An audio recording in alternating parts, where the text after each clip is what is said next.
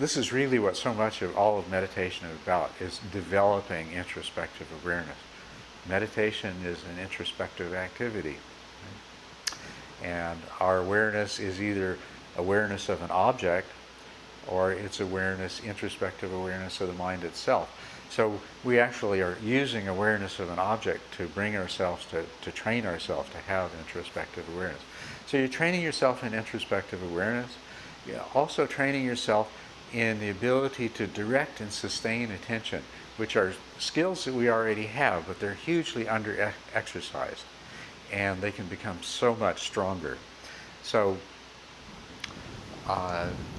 directing attention anytime that, whether you have temporarily lost the meditation object entirely, or whether it's just kind of slipped into the background while you're paying more attention to something else, you're exercising the directed awareness muscle every time you bring it back, and bring it back gently.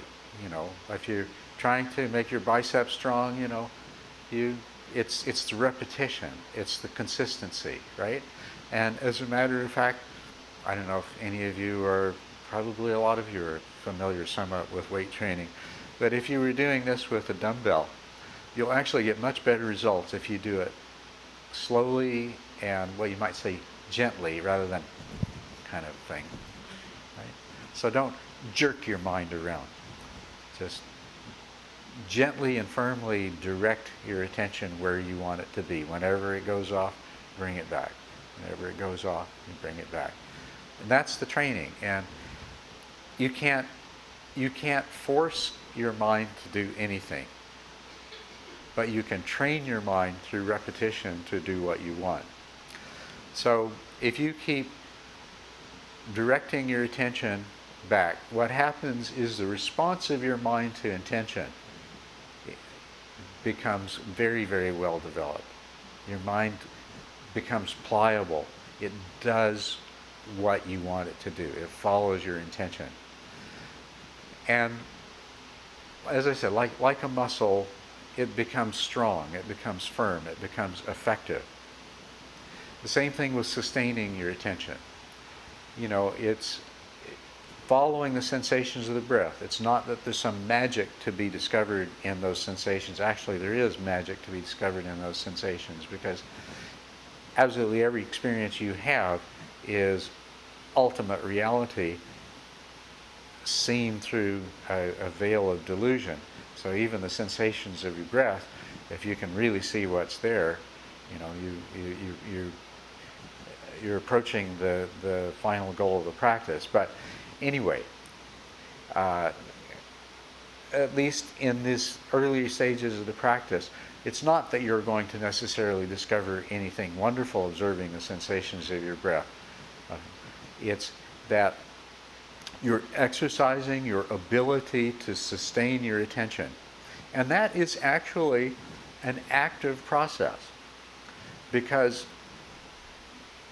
when the out-breath has ended, then you need to sustain your attention on the process. You're actually directing and sustaining your attention while you're waiting for the in-breath to begin.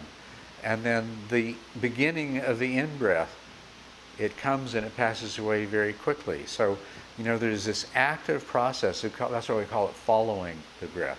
You're following the sensations of the breath. You're not letting them get away from you. So, in terms of helping to be fully engaged with the breath, if you find yourself sort of slipping back and you're watching the breath from a distance, that will be easy and that will be comfortable, but you'll also become very vulnerable to losing it. So without excessively agitating the mind by trying too hard, try to stay with the process at some level of awareness that works for you where you are there. And a little bit of anticipation of what's coming next helps to sustain your attention. So if you already have the intention not to miss the beginning of the out breath, even as the in breath is coming to an end, then you're more likely to stay with it. Because until you can get to the place of uninterrupted continuity of attention in the meditation object, so much of your meditation time is going to be lost in mind wandering. And you're not going to have the opportunity to explore that wonderful inner space which is your own mind. So.